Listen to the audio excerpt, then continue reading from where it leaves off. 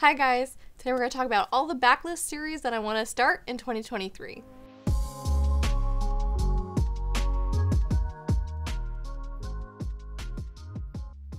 feel like a lot of people, I'm very eager to jump on like the new releases, but I have a lot of books that have been in my TBR for quite some time, and they're starts of series that I've been wanting to get into for a while, but they've either intimidated me or they've just been kind of like on the back burner as far as priority goes. So I want to try to prioritize them this year and make a nice dent in my TBR. So all the series I'm going to be talking about in this video are going to be ones where I at least own the first book and I haven't started it at all yet. So let's dive in. These aren't really in any particular order besides like paperbacks and hardcovers, because that's just how I tend to stack books. So I'm going to get through the paperbacks first, and starting off with the Murderbot series by Martha Wells. I have the first one, All Systems Red, and I believe the first few are like novellas, and then there's a couple full-length novels, and I think a new one is coming out this year. So I've been really eager to get into this. I've heard literally only good things. I feel like 2023 is going to be my sci-fi year. There's a couple on here, and I'm not usually one to pick up sci-fi or reach for it, but I've had like an itch, and I'm hoping this is going to be the start of a really nice adventure into that genre. And I've heard this is funny, which also feels very approachable for a genre I'm not like super comfortable with. The main character is I think like a security bot, and they end up hacking their own like protocols or whatever and kind of gaining independence in that way. And with that independence, all they really want to do is watch reality TV and laze around. They are scornful of humans, and all it really wants to be is left alone long enough to figure out who it is. So I think that's relatable in a certain kind of way. So I'm hoping to pick this one up soon. Another sci-fi series I would love to start is the Wayfarer series, starting with A Long Way to a Small Angry Planet by Becky Chambers. I have read her Monk and Robot series, at least the two that are out so far, and absolutely fell in love with it. It's like the coziest sci-fi, and I'm kind of hoping to get a little bit more of that from Becky Chambers. I think this is a bit more of an adventure-leaning story, which is fine, but I think there's a lot of like found family, and I love that in a story. So I've heard really good things about this as well as far as sci-fi series goes, and I already know that I like Becky Chambers' writing, so that is encouraging. I don't really know the overall plot of this story beyond those like found family elements and stuff. They're journeying through the galaxy, there's adventure and mishaps, and that's really all I need to know. I don't know, again, it has kind of like a cozy feel, and that just feels very approachable to me for dipping my toes into the genre. So really excited to get to this one as well. This next one's kind of embarrassing because I know for a fact that this was on my list for last year's series that I wanted to get into, and I did not get to it. But to be fair, this author, while popular, is like very intimidating to me because there's so many books in this series, and like technically it's chopped up, or in this world, I suppose, because it's chopped up into several series, but this is the first in the first series, and that is Assassin's Apprentice by Robin Hobb, which is book one of the Farseer trilogy.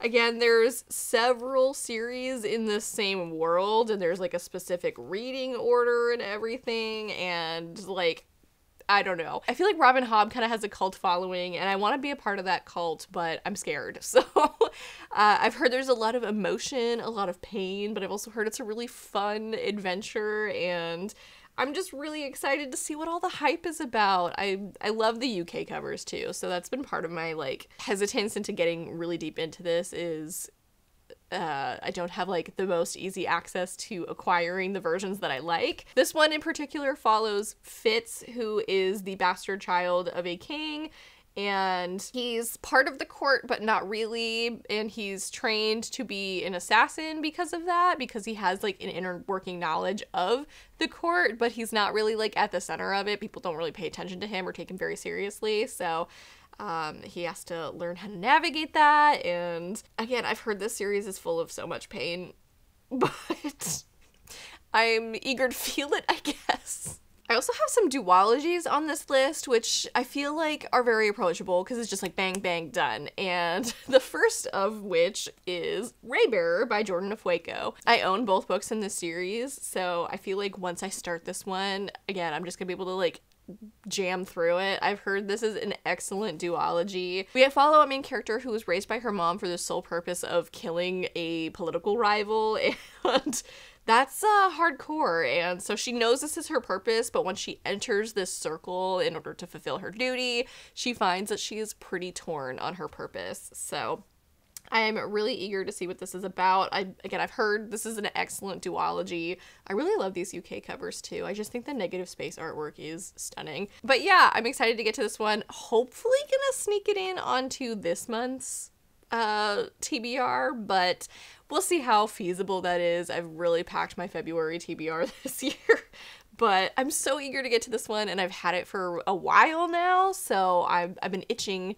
to pick it up, and I just feel like 2023 is the year. Last year, I read The Strange the Dreamer duology by Laini Taylor and absolutely fell in love with her writing, and I knew I needed to pick up her Daughter of Smoke and Bone series soon. I've had this since my birthday, I believe, of 2021. Sorry, Mom. But I'm really excited to get to it now. Like, I just feel like now that I know and am familiar with Laini Taylor's writing and world building, I am so eager to see what this one has in store. It definitely has a different vibe, just based off of the premise. The way that Strange the Dreamer kind of did their world building, it seems like this one's going to be connected to it in kind of a distant way. So I'm really excited to see what that's about. We follow a woman, a young art student named Koru? I know she's got blue hair. I've seen a lot of fan art of her. And she ends up getting caught up in a brutal otherworldly war. I believe with like an angel kind of figure kind of comes into her life. So yeah, I have very vague understandings of what this one is about, especially compared to Strange the Dreamer, where I felt like I knew what I was getting into when I picked it up. So I'm looking to be very surprised by this. I have no idea where it's gonna go, and I'm really just like, I want to be engaged with her writing again because it is just so breathtakingly beautiful. This one, again, kind of hoping to start this month. We'll see. I'm being very ambitious here, but this one I'm picking up soon for sure because it's been too long since I've read some Laini Taylor. Ooh, this next one was also on my list last year. Jade City by Fonda Lee. I believe this is called The Green Bone Saga. I only have this first one because I've been trying to get better about like not buying a whole series when I haven't even started the first one. All I know about this is like it's an urban fantasy with like gang wars that is fueled by jade, which has magical properties in this world. So all of that sounds incredible to me. I don't think this takes place in our world, but I don't know. It sounds super cool. I love kind of political maneuverings, and like gang stuff is kind of a different way to explore that, and I think that's gonna be really interesting and cool. I've seen this series bring people to literal tears, especially the third one, so I'm a little apprehensive, but I have also heard it's really good, so I'm very excited to pick this one up. I know I listened to a podcast by Evan from Book Reviews Kill, Evan and Chad, and they're interviewing Fonda Lee here soon, so I want to read this one soon as well. She's also got another book, I think it's a novella coming out this year called Untethered Sky, and I don't know, I want to know what the hype is with Fonda Lee. I've heard really good things, so I own this one and I want to get to it soon. This was also on my list last year. Dear Lord, I need to like rewatch that video just to like humble myself, I think. Red Rising by Pierce Brown. This is the first trilogy in this Red Rising series. I know there's kind of like a sequel series going on. I'm not sure how many books are in that. I'm just focusing on the first three right now because that's what I own. I picked this one up in the 50-cent bin of my local bookstore like 2 years ago at this point, and I just need to get to them. Again, part of that sci-fi itching feeling that I'm getting this year. I feel like this is the year I'm gonna do it. Oh, Pierce Brown's kind of cute. I had no idea. Okay. And I know this has like a factioned society in which the Reds are the lowest. They're like the grunt workers. I believe our main character is like working in a mine, and he finds out something about the society that is like super corrupt, and he's like, I'm gonna overthrow this. So yeah, the blurb on the back says, his wife taken, his people enslaved, driven by a longing for justice and the memory of lost love, Darrow will stop at nothing to bring down his enemies, even if he must become one of them to do so. So yeah, I think he like climbs the ranks of this society, and yeah, I've heard it's excellent. I think the audiobook from Audible too, so hopefully that's good, because I had some credits stacking up and I just needed to spend them so I could cancel my account. But yeah, very eager to get to this one. I've said that about all of these so far, but now that I remember that I also talked about this last year, I'm embarrassed and I need to set that right. Phew, okay, this next one was not on my list last year because I think it only kind of popped up on my radar in the last year or so, and that is the Veronica Speedwell series, starting off with A Curious Beginning by Deanna Raybourn. I think Olivia from Olivia Reads a Latte and Katie Colson both have read this series and absolutely love it. It's like a historical mystery with a super slow burn romance going on. There's like 9 books so far, so this is gonna be an investment, but I've heard they're really good. I love this sort of like late 19th century setting. I think that's gonna be a lot of fun, and like a woman investigating murders and stuff is always fun. So I love a good historical fiction, and I love a good historical romance especially, so you have to deal with like the propriety of the situation and all these social rules. It's fun to watch them navigate, so I'm very excited to start this. The only reason I think I haven't done so is because the series is so long. So far, I only own the first book, so I'm like worried that once I start it, I'm gonna go crazy and buy the rest of them. We shall see. I'm really expecting and hoping to love this one. These next few I know I've owned for a really long time. I'm not sure if they were in that video last year, but they're definitely on page 1 of my Goodreads want to read list. So they've been hanging out there for a while now. I'm pretty sure I bought these in like my first book haul, so I just need to get these ones read and either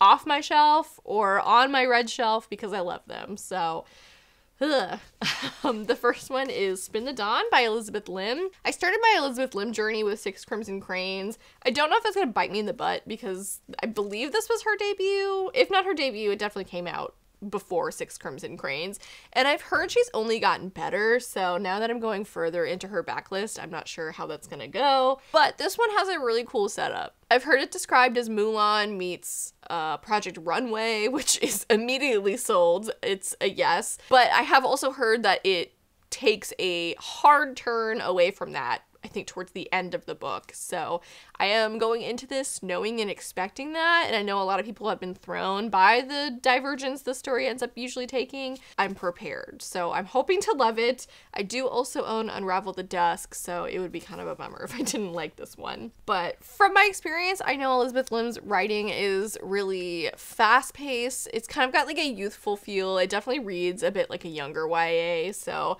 I expect this to be a pretty quick read. So I don't know exactly when I'm going to fit it into my reading this year, but I know I can knock this one out, and so it's going on the list, and it's gonna be read. Similarly, we have Wicked Fox by Kat Cho. This is book 1 of her Gumiho duology, and it follows a young girl who is also a wild fox spirit demon, or she's possessed by one. Okay, yeah, it just says that she is a Gumiho, which is a 9-tailed fox in Korean mythology.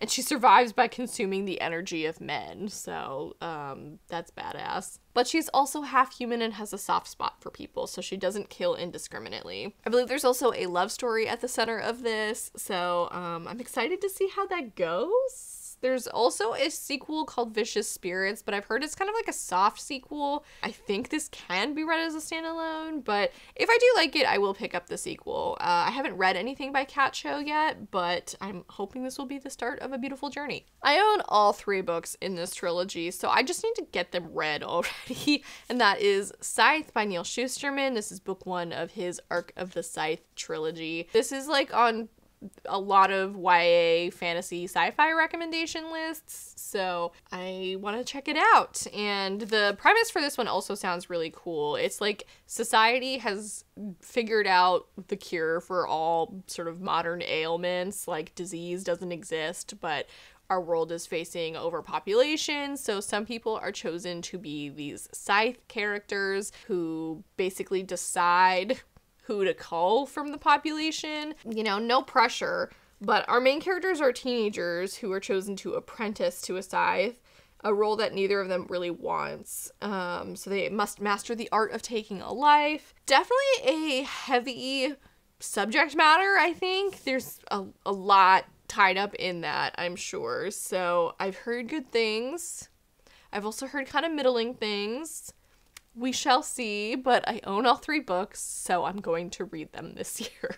I love Shauna McGuire, and I've read her entire Wayward Children series at this point, so I need to hurry up and just get to Middlegame already. This has been on so many TBRs of mine, but I keep, like, starting it and getting 3 pages in, and for some reason feeling really intimidated and putting it back down. I know this has like an alchemy sort of focus. We follow these twins, Roger and Dodger, who were basically created by an alchemist to be gods, I think. Roger is really skilled with words, and Dodger is really skilled with, I believe, numbers and math. And I think they're like facing the end of the world or something. The last line of the blurb says, "Godhood is attainable, pray it isn't attained." So I've heard such good things. I already know I like Shauna McGuire. I don't know why the prospect of like a full-length novel by her freaks me out. I just need to read it already. I also own the sequel, Seasonal Fears, which I have not heard much at all about, but I am a Shauna McGuire stan, so I picked it up. And I also have the first 2 books in the Novello spin-off series to this book. No excuse for having not read this yet, other than I'm a coward, so this is the year, hopefully. I picked up this next one on Book Outlet, I think around Christmas, and I've heard really good things about this first book, and then the second book in this duology comes out this year as well. I've almost hit request on NetGalley like a couple of times, but I'm like, no, I need to read the first book first. And that is The Blood Trials by N.E. Davenport. This is like a sci-fi fantasy kind of mix. It mentions that magic and science are like both part of this world. Our main character is part of a society where she must survive deadly trials in a racist and misogynistic society to become an elite warrior, but we're also dealing with like rebellion, and I don't know. This premise is a little vague to me, but I have heard it is excellent. I have also heard it's kind of dark, like there's some body horror, I think, going on. So excited to get to this one. Hopefully gonna finish it in time for the next book coming out so I can snap that right up and read it, but I'm really excited for this one. And then finally, probably the biggest book on this list, the book that I've been told to get to by many a fantasy fan. I've read his 2 standalones at this point, or 2 of his standalones rather, Warbreaker and Elantris, so I think it is finally time to pick up book 1 of the Mistborn trilogy. I haven't owned this book long, but it has been on my radar for such a long time. Brandon Sanderson is one of the biggest authors in the game at the moment, and he's got his secret projects coming out this year, and most of those take place, I believe, in the Cosmere universe, so I feel like I really need to get a good foundation for that before I dive in, which is really hard because I really want to read Trust of the Emerald Sea. That one I feel like is going to check all my boxes, but I'm like, no, I have to get through Mistborn first. Like I said, I have read Elantris and Warbreaker at this point, and I am familiar with his writing. I know that I like it, and I've heard it only gets better from there. Elantris was interesting, but definitely had some pacing problems. So I've heard the Mistborn series is excellent. I believe this takes place like basically after the Dark One has risen, like in this particular world, like the good guys lost, and this takes place later while these characters are dealing with sort of the end of the world worst case scenario situation. So I'm really eager to get through this one, see what all the hype is about. I only own this first one at the moment because these hardcovers are hard to come by. If I do really like it, obviously I will seek the other ones out and hopefully, you know, just cruise my way through my Brandon Sanderson journey. I've started it, I'm enjoying it, but I'm hoping that this one brings it to like a different level of enjoyment, like a love obsession that everyone seems to have about Brando Sando. So I'm very excited, if not a little nervous to get into this, but I have high hopes. And that wraps up all the series that I would like to start this year. It feels really ambitious, but also I have the whole year to do it, so I think it can be done. I'm keeping a list this year to help me try to keep focused on these rather than just like shoving them back on my TBR shelf and forgetting about them. I have like an actual checklist on my phone. So I'm going to really, really focus on prioritizing these series this year, and I feel like I can do it. So I'm not promising to get through all of the series, but at least starting them feels like something attainable. So thank you guys for watching. Please let me know down in the comments, one, if you've read any of these, hype me up on them. I'm already really excited, but like tell me which ones I should start with because I'm a little overwhelmed. And two, let me know what series you're planning on starting to read this year. I would love to hear them. I'll add them to my list if I haven't read them yet. And yeah, so thank you guys again for watching this video. Feel free to check out my socials down in the links below. Like this video and follow my channel if you're feeling inclined. That'd be cool. And as always, have a lovely day. Bye.